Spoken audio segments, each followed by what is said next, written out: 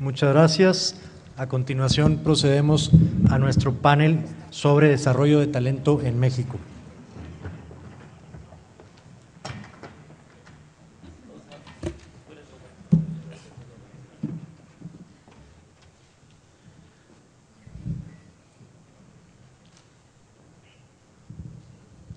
Muy buenas tardes. Daremos inicio a nuestro panel de talento. Agradezco nuevamente a la maestra Dolores Sánchez Soler, directora adjunta de posgrado y becas del CONACYT, a la licenciada Lidia Antonio de la Garza, directora general adjunta para asuntos económicos de la Secretaría de Relaciones Exteriores, y por supuesto a nuestro amigo, expresidente Cañete Centrosur, maestro Roberto Martínez Illesca, director del Centro de la OCDE en México para América Latina. Platicaré brevemente, si les parece, de algunas cosas que hemos encontrado como industria con respecto al tema de talento. Varios de estos estudios tienen antecedentes con investigaciones de la Secretaría de Economía, otras que hemos desarrollado de forma conjunta con el Foro Consultivo Científico y Tecnológico, pero creo que de manera muy rápida vamos a ver un poco la problemática del tema de talento.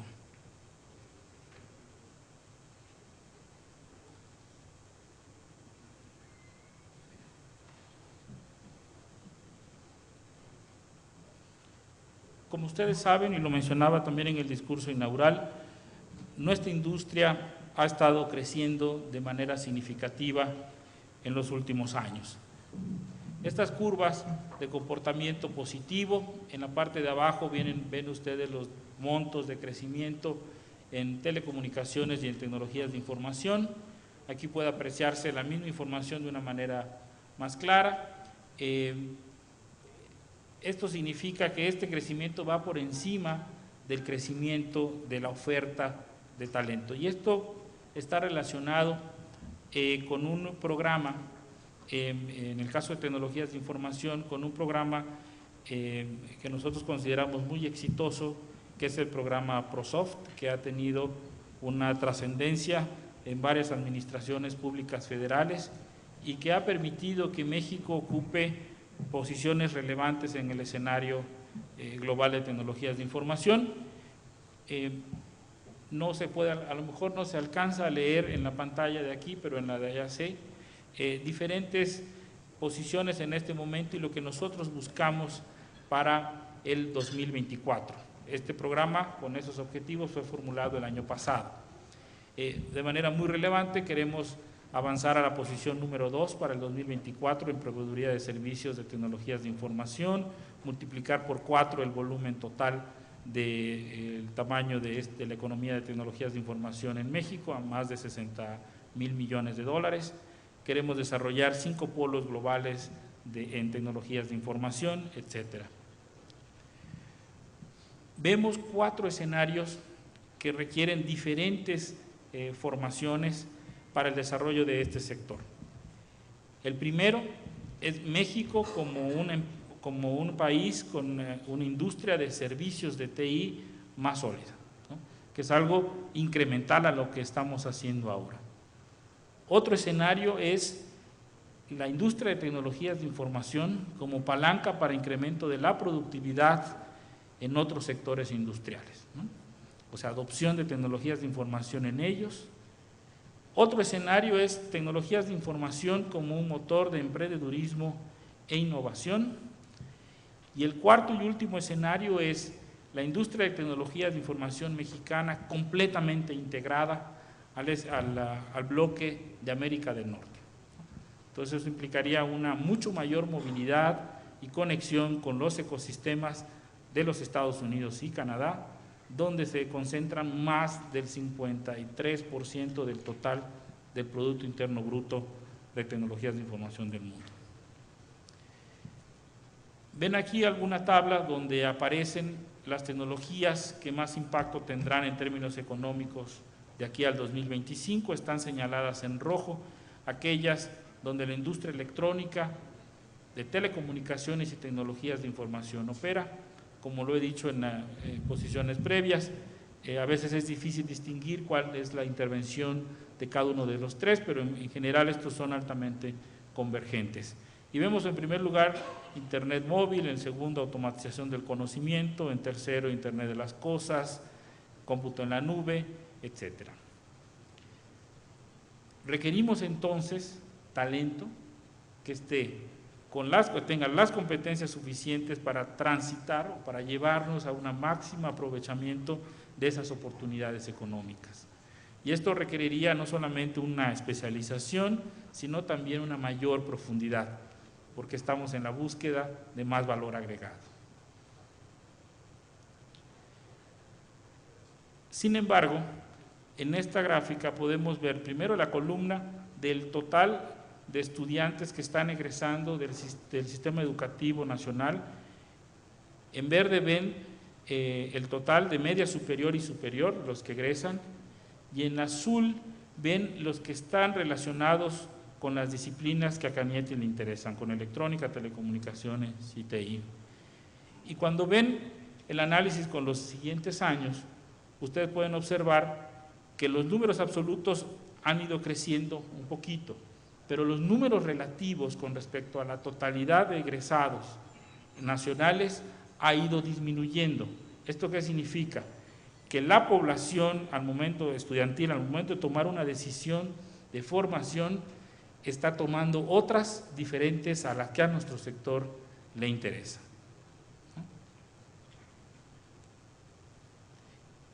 Y lo decía también en el mensaje inicial, que aquellos ecosistemas más desarrollados, más maduros, donde hemos crecido más, han agotado prácticamente sus reservas de talento, como es el caso de Jalisco, ¿no? También que es un ecosistema que integra dos sectores de la Cámara de manera muy relevante, electrónica y tecnologías de información, o el caso de Yucatán, donde solo es el sector de tecnologías de información, con una población mucho más pequeña y que tendría que trabajar en una altísima especialización para poder destacar. Y algunos escenarios como el estado de Veracruz, donde tenemos una gran cantidad de egresados en nuestras disciplinas, pero no tenemos un ecosistema que los esté absorbiendo como lo demandan en otros, ¿no? Entonces vemos estas disparidades entre oferta educativa y demanda de los sectores de alta tecnología.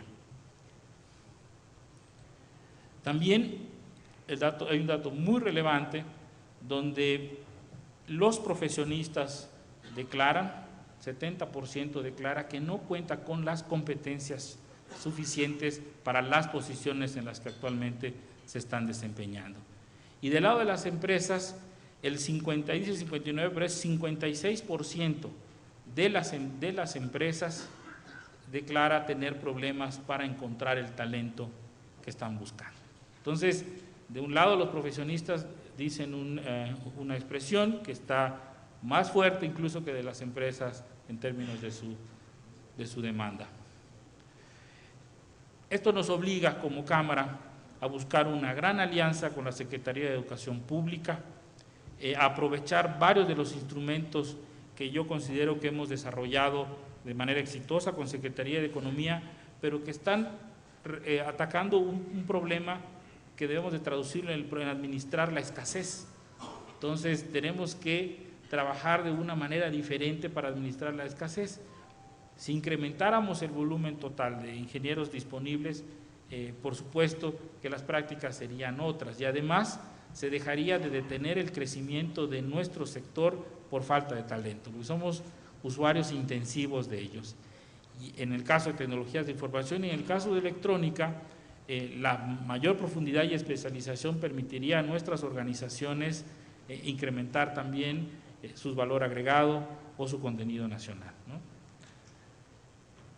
Entonces, esta gran convocatoria y que muchos de los análisis de la OCDE está claro y que seguramente Roberto nos compartirá, urge a que México desarrolle, tanto del lado del sector privado, en manera conjunta con el sector público, un gran plan nacional para el talento de la alta tecnología.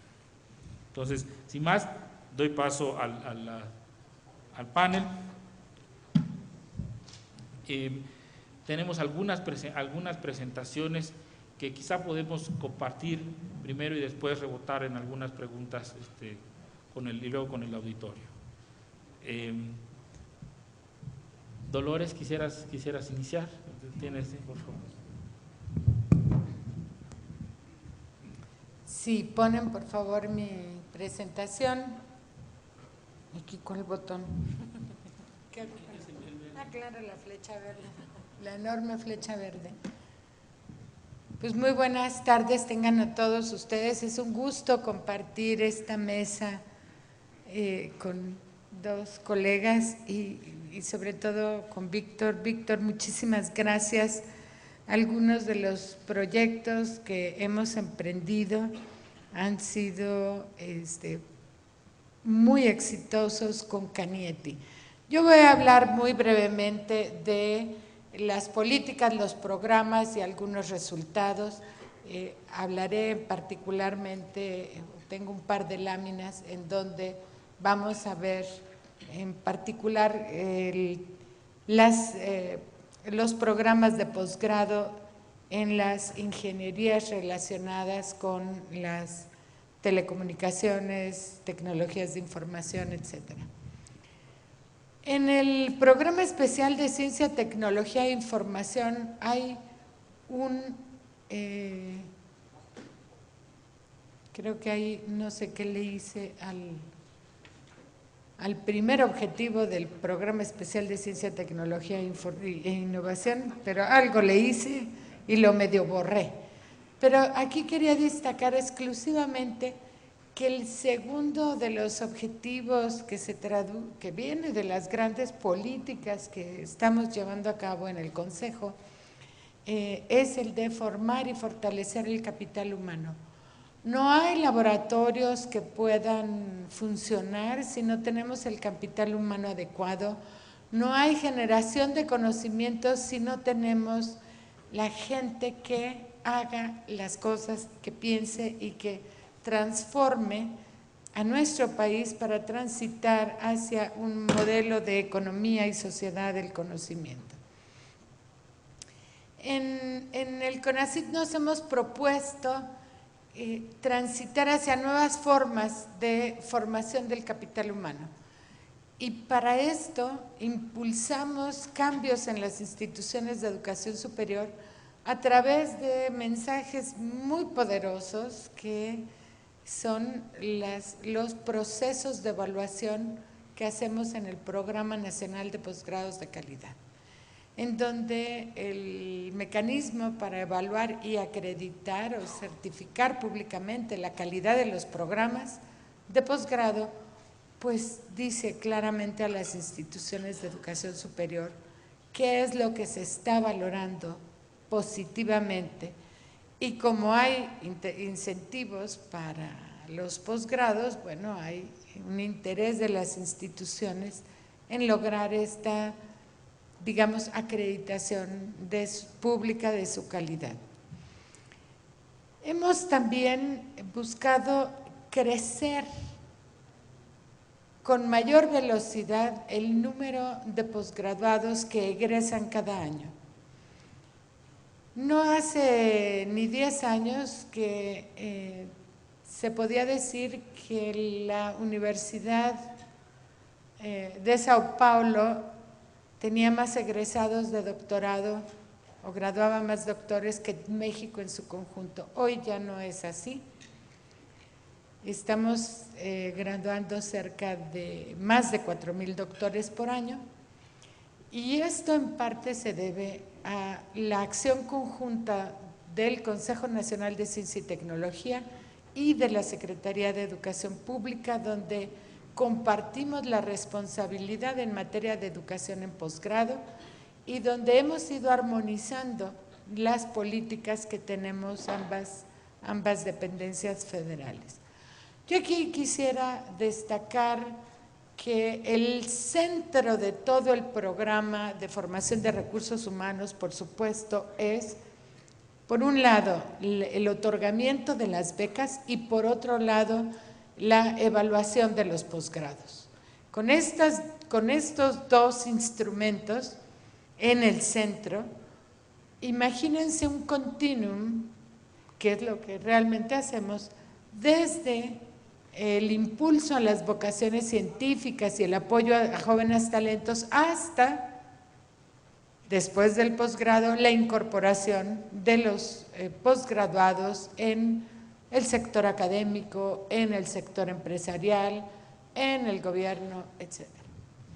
Aquí, como ven, tenemos acciones en materia de difusión, en materia de fomento, que es donde tenemos jóvenes talentos, madres solteras para que logren llegar al posgrado, mujeres indígenas igual para que logren llegar al posgrado, y tenemos un centro de apoyo para la formación de estudios de posgrado. Después tenemos toda esta parte que es el eje real y central de nuestro trabajo, y finalmente tenemos la parte de inserción, en donde quisiera destacar un par de instrumentos que no van a resolver las dificultades que tenemos en una economía que requiere unos recursos que no tiene, y que por otro lado no aprovecha al 100% los recursos que sí tiene en materia de, hablando de recursos humanos. Si estas disparidades entre oferta y demanda no las vamos a resolver con esto, pero tenemos estos instrumentos que en ese camino van.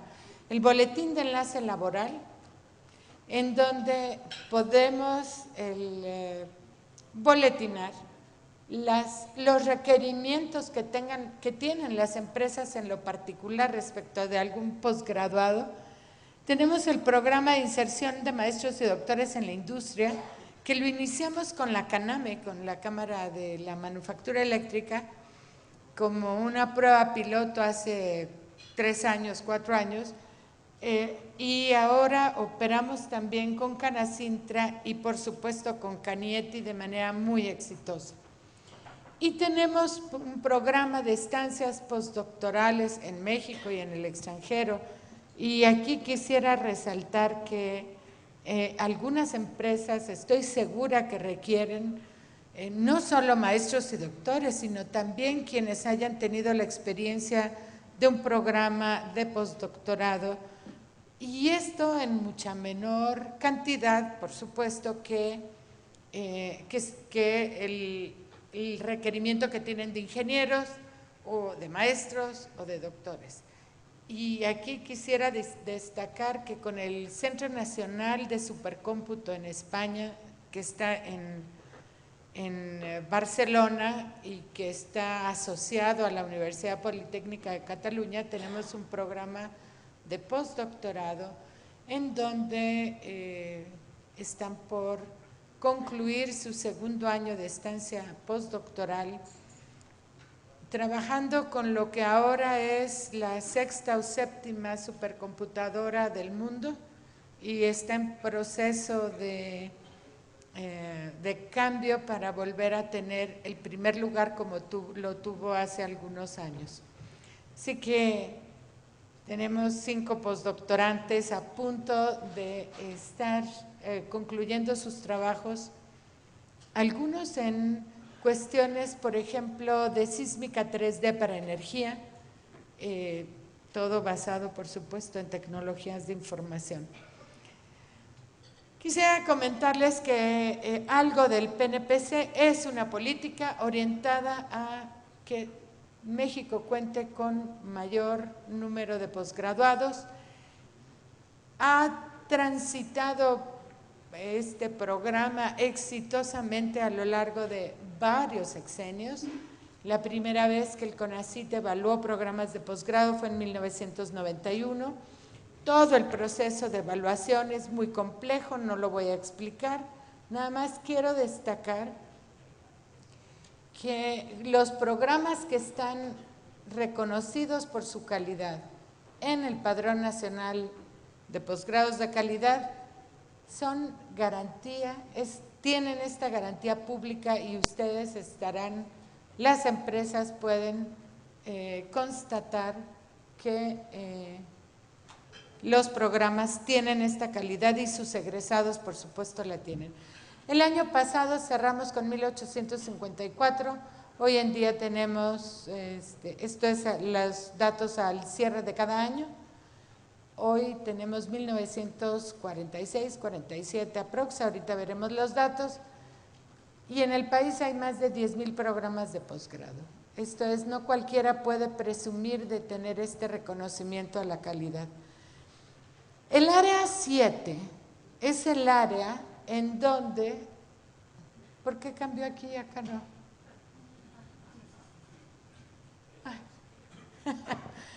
A ver, ¿qué le pasa a la pantalla central que está detenida? ¿No? Así es, se le olvidó platicar con la pantalla grande. Bueno, aquí quisiera… sí, la anterior, por favor. Ya lo hago aquí. Muy bien. Así es como ha ido evolucionando la evaluación, el número de programas acreditados. Perdón, no me había dado cuenta que no estaban platicando. En el área 7, que es la última que está antes de las sumas, es el área que corresponde a ingeniería y tecnología. En términos generales, en todo lo que es ingeniería y tecnología, tenemos 416 programas de posgrado en total, y específicamente en lo que tiene que ver con las tecnologías de información. A ver, perdón, déjenme ver si…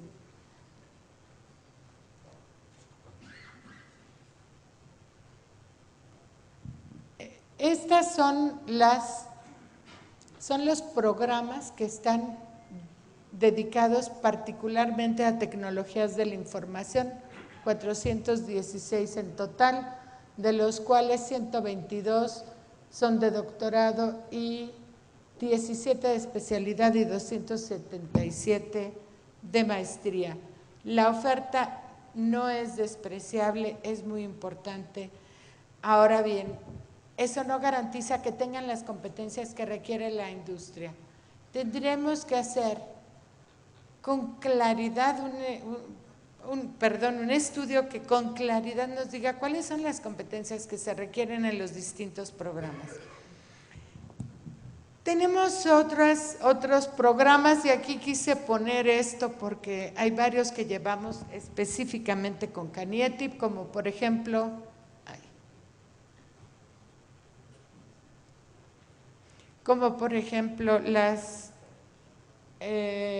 los programas de becas al extranjero para estudiantes mexicanos, en donde trabajamos con 2 convenios específicos, uno con Brasil y el Tecnológico Nacional de México, y el otro con CANIETI y el Consejo de Ciencia y Tecnología de Yucatán. En este programa es donde los jóvenes que participan en el programa de estancias con CANIETI en el extranjero vienen posteriormente para formarse a nivel de doctorado y obtener una beca de doctorado. El año pasado cerramos en 57,600 becarios. El programa de becas de CONACYT tiene los mismos 45 años que CONACYT. Y aquí tenemos los becarios en las áreas específicas de tecnología, de información y comunicaciones.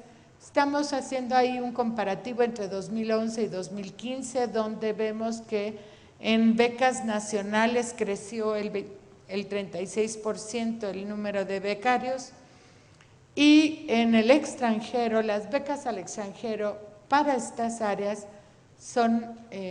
crecieron en un 60%. Por supuesto, los números todavía son pequeños. De 263 becarios al extranjero, tenemos hoy en día 420, pero quiero destacar que tenemos casi el 50% en doctorado y el 50% en maestría. Y por supuesto, si ustedes tienen un requerimiento específico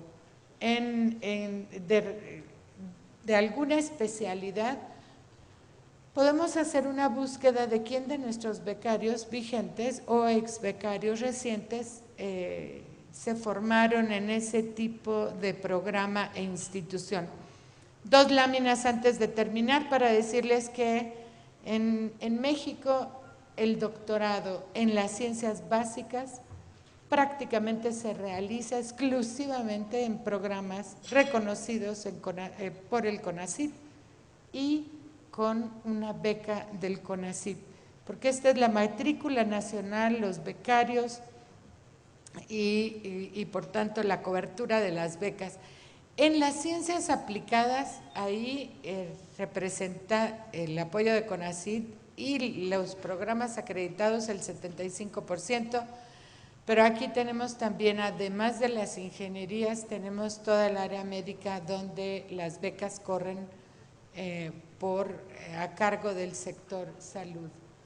México es solo segundo en la velocidad de crecimiento de los doctorados. Esto es una gráfica de una revista Nature muy conocida en el mundo científico, en donde se publican estos resultados, solo segundos después de China, por encima de otros países como Brasil y todos nuestros colegas de América Latina que no han logrado este mismo dinamismo en la formación de doctores. Yo aquí concluyo mi intervención agradeciendo a todos ustedes y especialmente a Víctor, porque hemos trabajado siempre con muy buenos resultados, la verdad. A veces nos empuja mucho, pero terminamos haciendo buenos proyectos y teniendo muy buenos resultados entre ambas instituciones. Muchísimas gracias a todos.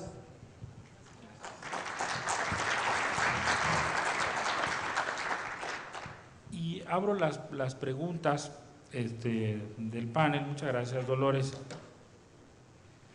Son 3 preguntas que las podemos tomar de manera independiente.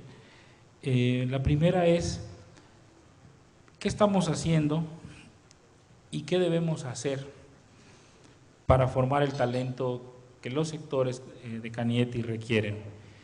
Y para esto son 3 grandes ejes en los que en Cañete concebimos las actividades, o que pudiéramos agrupar las actividades que debemos de hacer. 1, en términos de cantidad; 2, en términos de calidad; y 3, en términos de la especialización de estos profesionales. Entonces, esa sería la primera pregunta. La segunda sería, ¿cómo podemos incrementar la capacidad de innovación y habilidades de innovación en nuestros jóvenes? De tal forma que incorpore aspectos locales, pero también aspectos de movilidad internacional que conecten a los especialistas mexicanos o a los futuros profesionales de nuestro sector con los ecosistemas de innovación más importantes del mundo. Y tercero, y esta sería una pregunta particular para Roberto, ¿cuáles serían las principales recomendaciones de acuerdo a los diferentes análisis de OCDE en materia de políticas públicas para la formación del talento especializado y avanzar hacia una economía basada en el conocimiento con más valor agregado? No sé quién quiera tomar la primera. Gracias, Víctor. Muy buenas tardes.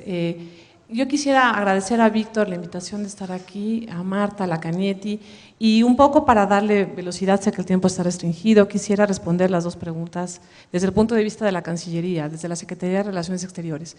Les quiero platicar rápidamente que tenemos el mandato de alinear las prioridades de política pública a nivel interno con la política exterior que estamos desarrollando.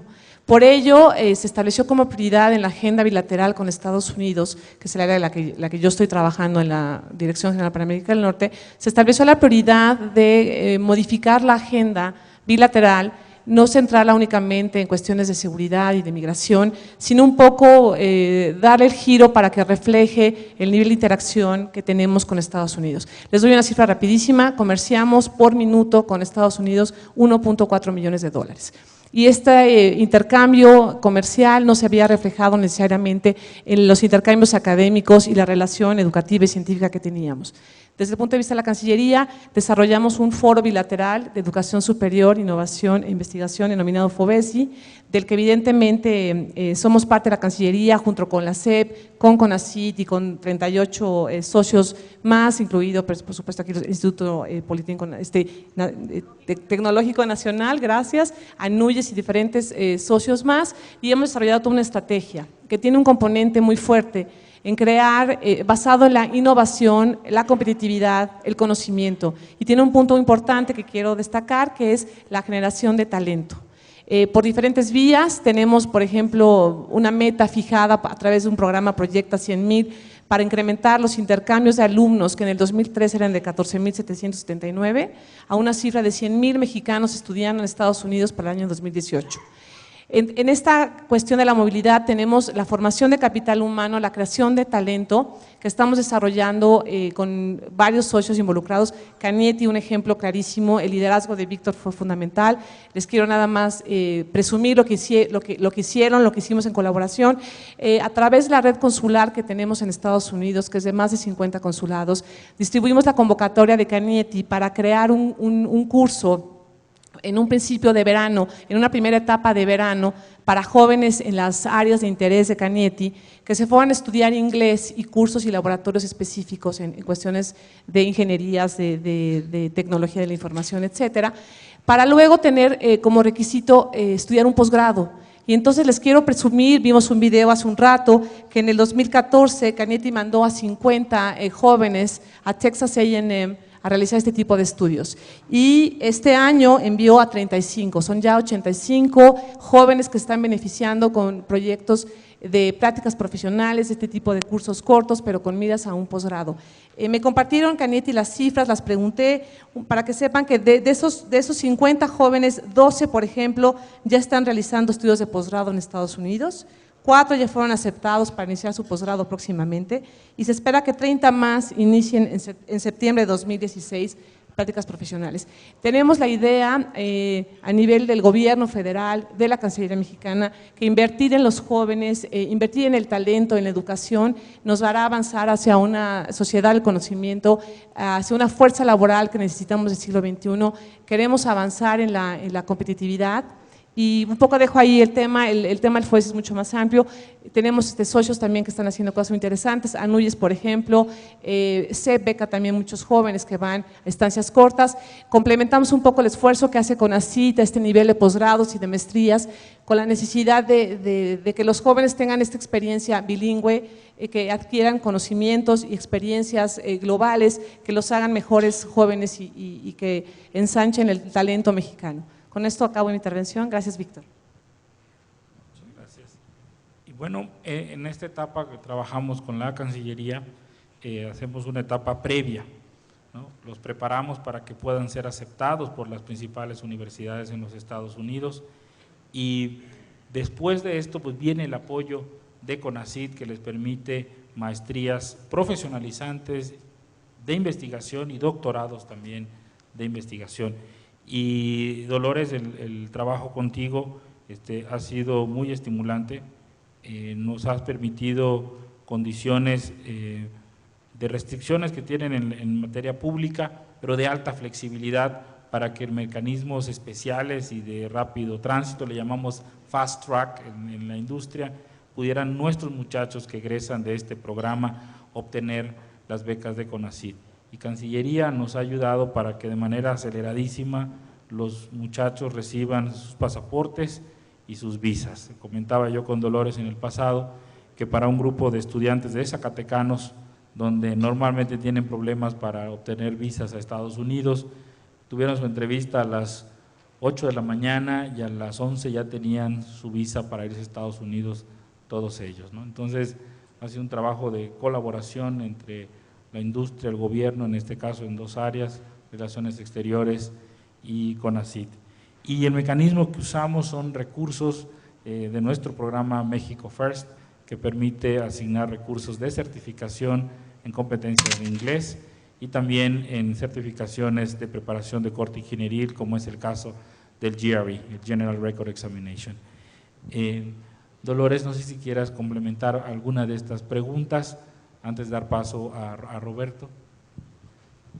Muy brevemente quisiera añadir que, bueno, el problema de la calidad, la cantidad y el nivel de especialización, que lo debemos trabajar conjuntamente y reunirnos las cámaras, las agencias gubernamentales y las instituciones de educación superior para ir trabajando esta parte de manera que los programas incluyan los temas que la industria requiere.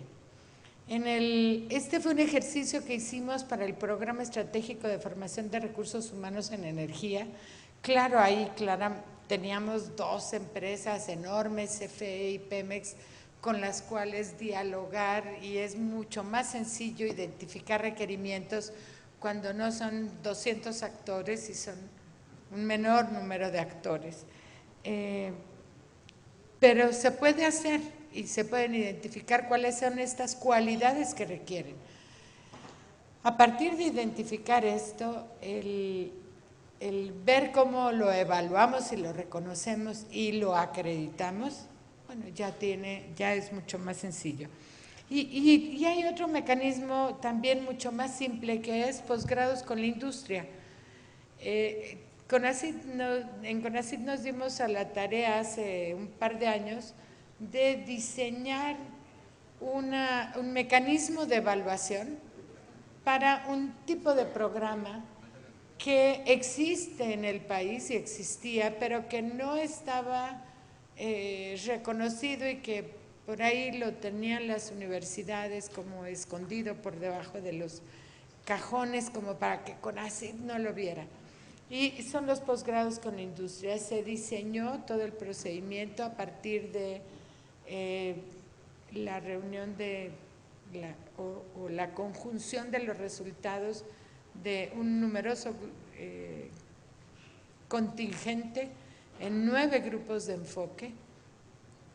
Y hoy en día los posgrados con la industria son una realidad.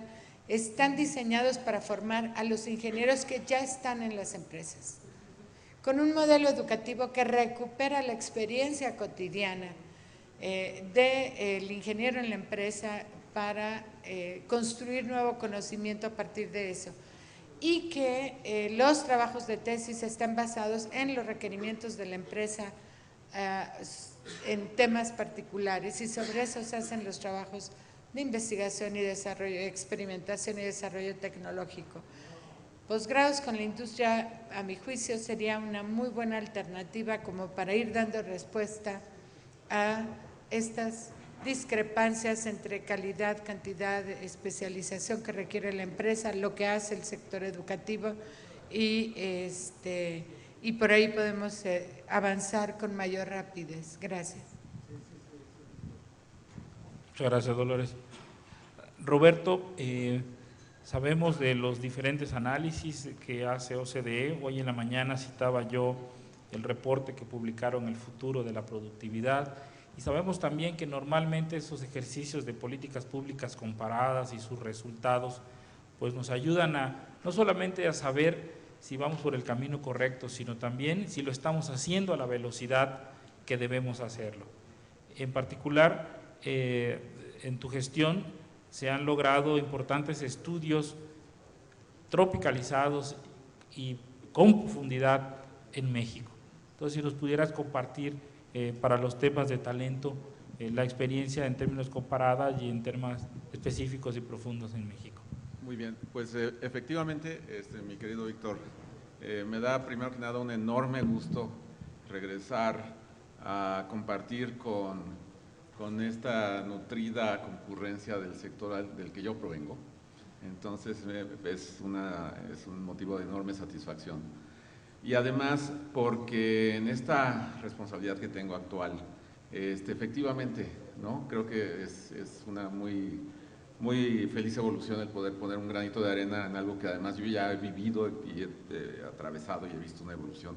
Entonces, de manera concreta, efectivamente, ¿no? Tenemos en pantalla la referencia a un documento reciente que presentamos el pasado mes a finales de mayo, y que no es necesariamente un diagnóstico, yo diría es una carta de navegación del estado que guarda el desarrollo de capital humano para la productividad y la innovación en México. La referencia está ahí, si ojalá todos pudieran bajar el estudio, leerlo, devolvernos sus propias inquietudes, críticas. Aquí el núcleo del análisis, y efectivamente yo voy a subrayar lo que dijiste hace un momento, el análisis dinámico. Entonces hay una cuestión aquí respecto de la dinámica y la causalidad detrás de los prospectos de crecimiento para México. Y entonces yo creo que muchos de ustedes, muchos de nosotros hemos escuchado ya la efervescencia que ha habido acerca de un estudio que originalmente fue de McKinsey, que después también del que se han hecho varias iteraciones también en distintos organismos internacionales. La OCDE concuerda, si bien se siente que no se le ha dado el crédito porque es pionera en haber dicho algo muy similar, de que efectivamente México vive un momento histórico crítico, porque existen dos Méxicos. Existe un México dinámico, muy integrado o en proceso de integración madura hacia cadenas de valor globales, y con una locomotora que es su sociedad, o complementariedad productiva con Estados Unidos, con Norteamérica.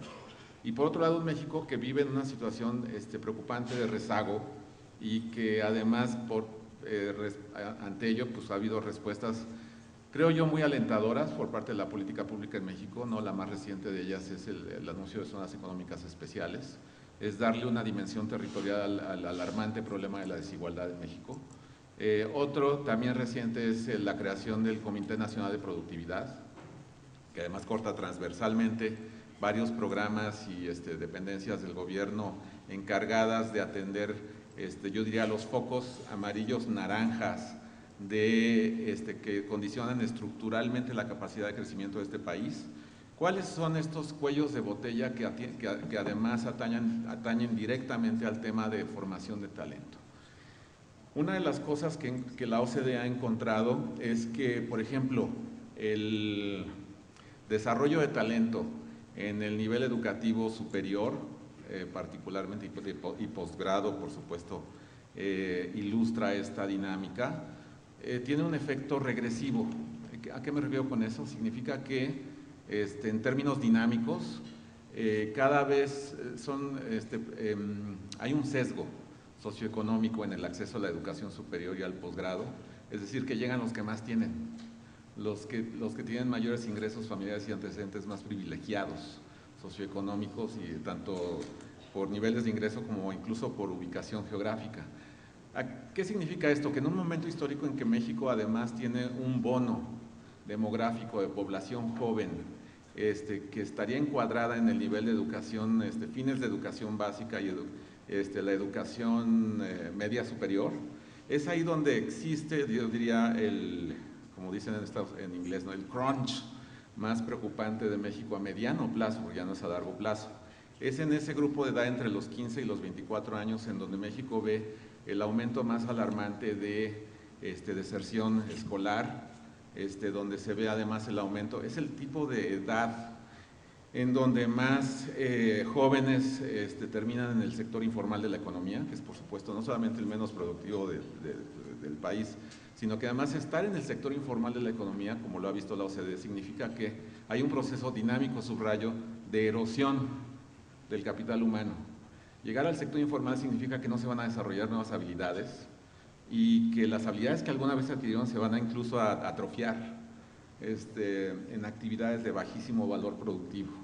Entonces, ante eso yo creo que, habiendo pasado la etapa pesimista que siempre tiene el discurso de la OCDE, en donde México sí sale rezagado en muchos de los indicadores, yo diría, yo vengo a esta fiesta de la Canieti a ver el fermento de un interesantísimo logro, como si yo este sector lo veo como un laboratorio de innovación en donde hay respuestas interesantes, que además son relevantes para el resto de los sectores de la economía, en donde las recomendaciones que aparecen en ese documento, varias, acerca de qué hacer con educación media superior, qué hacer con educación superior, qué hacer con el desarrollo de un sistema nacional de innovación, varias de esas recomendaciones ya están siendo atendidas por este sector. Entonces, yo digo, es motivo de orgullo y satisfacción, ¿no? el avance, pero yo nada más diría, bueno, también mi papel el día de hoy es señalar áreas de oportunidad, en donde yo creo que primero este sector podría ser leído de manera dedicada, para ver cuáles son las posibilidades reales de las nuevas políticas de gobierno. Es decir, por ejemplo, lo que se mencionó también en términos dinámicos acerca de que en regiones, y este es el ángulo regional también de estudios de la OCDE, en la región occidente, ¿no? El talento, ya empieza a haber síntomas de saturación, en donde ya no se encuentra el suficiente pool de capital humano para el sector de las TICs. Entonces, en este sentido yo diría, sí importa cosechar o cuidar los logros que se han obtenido a nivel de articulación con instituciones de educación superior. Aplaudo el acuerdo que acabamos de ver, la verdad, esos son los pasos en la dirección correcta. Pero, sin embargo, también hay que seguir en esos esfuerzos. Por ejemplo, una de las cosas que identifica este estudio es la importancia que tiene el revertir la brecha de género, porque el talento, bueno, pues es el talento de hombres y mujeres. Entonces, una de las áreas de oportunidad más claras es hacer todo lo que sea posible para que más mujeres ingresen al mercado laboral de alta productividad en actividades de economía formal. Y además cuidar, por supuesto, que más mujeres sí se enteren de las ventajas que tiene el estudiar cosas que normalmente y por estereotipo parecen dedicadas a los hombres. Léase ciencia, ingenierías, el estudio de las matemáticas. Parecía que en algún manual del atavismo cultural latinoamericano aparece que las matemáticas son para hombres, ¿no? Entonces, ese tipo de cosas son tan importantes a mediano plazo, son estratégicas, no solamente para el país, sino para el sector de las TICs. Importa entonces cuidar el nivel de educación vocacional, es decir, sí fijarse en las etapas y las alternativas educativas que anteceden a la formación clásica universitaria, trabajar en la vinculación también con tecnológicos, con pues no sé, el nivel CONALEPS es el más clásico, pero también existen nuevas fórmulas de educación vocacional que conviene cultivar, cuidar, conocer. Yo diría, este es uno de los sectores que podría hacer una gran diferencia en poner en relieve el desarrollo de capital humano, incluso a nivel técnico, digamos, preuniversitario, porque es ahí donde hay una masa crítica de talento que puede escalarse con la edad, con el tiempo, hacia niveles de competencias mucho más altos en productividad, de mayor sofisticación. Otro ingrediente de parte de las recomendaciones de los estudios de la organización es el acento regional en la articulación de clústeres. Y esto es una lección que ya ha probado esta Cámara de manera muy real, muy fehaciente. Y es el sentido de vincular las instituciones educativas con el sector industrial, con sectores industriales vanguardistas como es el de las TICs, pero atendiendo también a los encadenamientos con las vocaciones productivas existentes en una región determinada. Entonces, bueno, pues uno puede ponerse a discutir acerca del potencial todavía existente de articulación del corredor de las TICs, de la electrónica y de las TICs de Jalisco, pues hacia abajo y además yo creo que ya lo están haciendo con el sector del sector aeroespacial hacia el Bajío y hacia Querétaro. Entonces uno pensaría, bueno, el centro del país, ¿no? Pues es toda la zona del Valle Metropolitano, del Valle de México, y ahí está, pues es la meca financiera y de servicios del país, ¿no? Entonces, existen todavía encadenamientos y capas de valor en donde la variable talento se puede articular con el cuidado y además condiciones que se llaman, condiciones marco que llamamos nosotros, o ahora en la OCDE, de cómo la política pública puede o debe también buscar nuevas soluciones, nuevas fórmulas para el desarrollo. La palabra clave es competencias, y son competencias como modulares, así como tipo Lego, en donde las competencias cada vez son menos un asunto de currícula formal y cada vez más un asunto de certificación y de estandarización de qué significa cada competencia para efectos prácticos de un eslabón en una cadena pues cada vez más compleja y cada vez más así en escalamiento de valor en distintas actividades productivas, tomando en cuenta que el sector TIC es un sector catalizador, un poderoso acelerador de la productividad en sentido transversal a lo largo y ancho del tejido productivo nacional. Roberto, muchísimas gracias por la intervención y abrimos el espacio a preguntas y respuestas si no tienen inconveniente.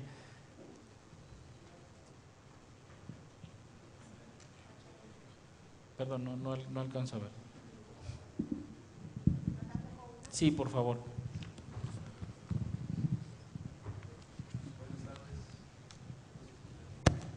¿Sí se escucha? Sí. Buenas tardes, muchas gracias. Felicidades a la Cañete por este evento. José Zavala, de Advanced Laboratorios. Quisiera hacer una consulta, o más bien un par de preguntas al panel.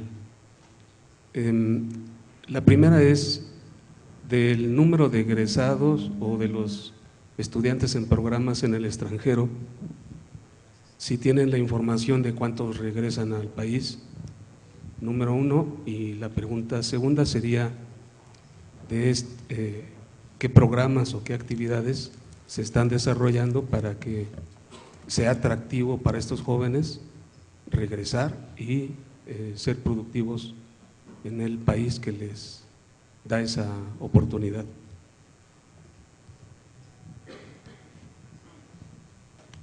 No sé si, me imagino que es para Dolores la pregunta. Adelante.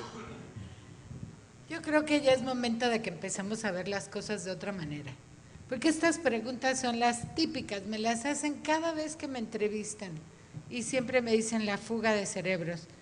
Yo digo, bueno, la fuga de cerebros es un término de la Guerra Fría. O sea, estamos en el siglo pasado. Era otra cosa, el mundo era otro.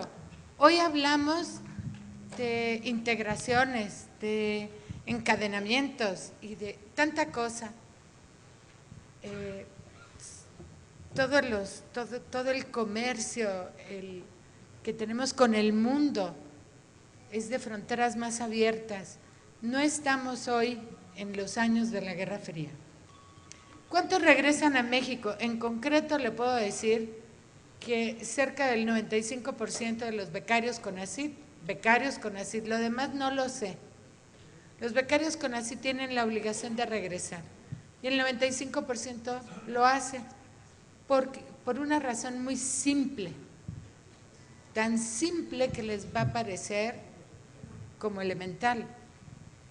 Cuando una visa, un país otorga una visa de estudiante a alguien para llevar a cabo los estudios en otro país, la condición para la renovación de la visa, particularmente en dos países, uno que es el atractor de la migración mexicana desde que perdimos la mitad del territorio hace todavía más tiempo, exige la renovación de la visa de estudiante o el cambio de la visa en Estados Unidos.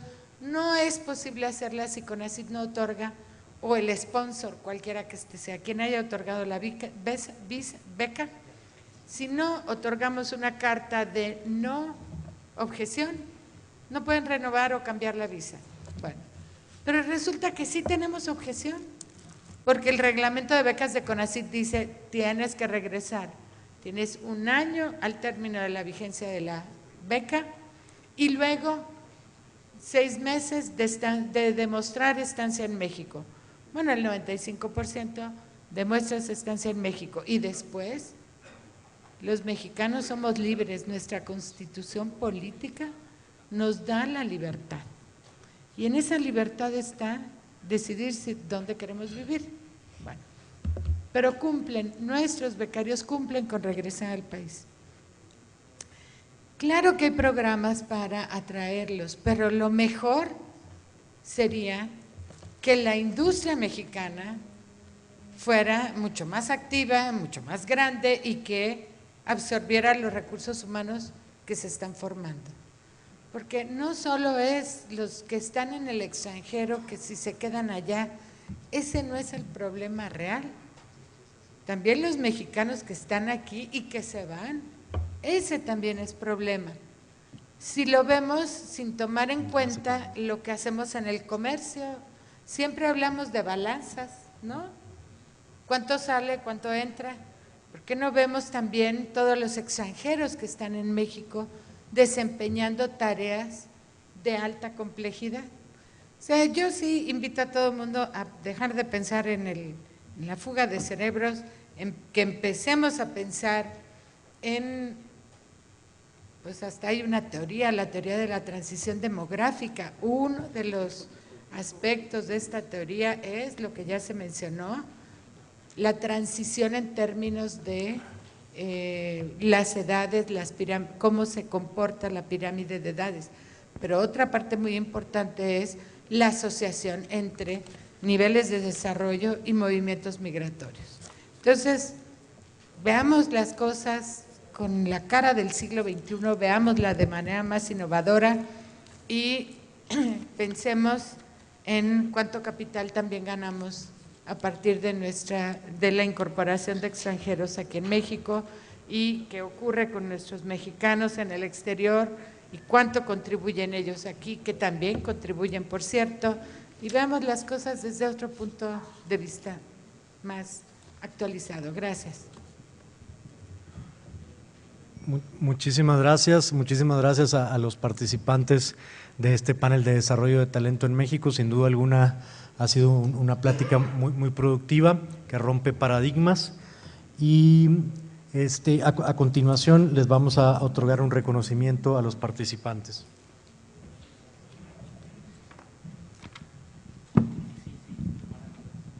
Muchísimas gracias a los panelistas. Tuvimos que acelerar ahorita el tiempo, vamos un poco colgados. Les agradezco mucho la comprensión y por supuesto estaremos recibiendo cualquier pregunta relacionada con esta temática y si nos permiten canalizarlo a cada uno de ustedes de manera directa, se los agradeceremos muchísimo. Muchas gracias.